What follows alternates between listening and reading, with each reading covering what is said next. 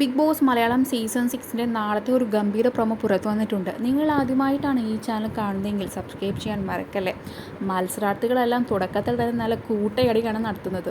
നാളെ ക്യാപ്റ്റൻസി ടാസ്ക്കാണ് നടക്കുന്നത്. ക്യാപ്റ്റൻസി ടാസ്കിനിടയിൽ പലരും തമ്മിൽ നല്ല വാക്കേറ്റമൊക്കെ നടത്തുന്നുണ്ട്.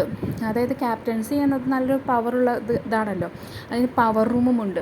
അപ്പോൾ അതുകൊണ്ട് തന്നെ ക്യാപ്റ്റന് വേറെ പ്രത്യേക വല്ല പവർ കൊടുക്കുമെന്നൊന്നും നമുക്കറിയില്ല. അതൊക്കെ നമുക്ക് കാത്തിരുന്ന് കാണാം. എന്തായാലും തുടക്കത്തിൽ ഇത്രയും തല്ലുണ്ടാക്കിയ വേറൊരു സീസൺ ഉണ്ടെന്ന് എനിക്ക് തോന്നുന്നില്ല.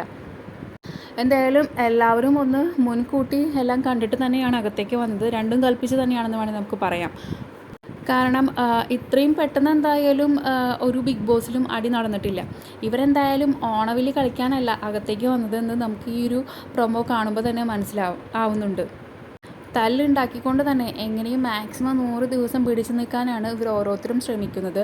ആക്ടിവിറ്റി ഏരിയയിൽ ചെളി നിറച്ചൊരു ഏരിയയുണ്ട്. അവിടെ അതിനുള്ളിൽ ബോളുകൾ ഒളിപ്പിച്ചു വെച്ചിട്ടുണ്ട്. അപ്പോൾ അതിനുള്ളിൽ നിന്ന് എത്രയും പെട്ടെന്ന് തന്നെ മാക്സിമം ബോൾ ശേഖരിക്കുന്ന വ്യക്തിയാണെന്ന് തോന്നുന്നു ക്യാപ്റ്റനായിട്ട് പ്രഖ്യാപിക്കുന്നത്.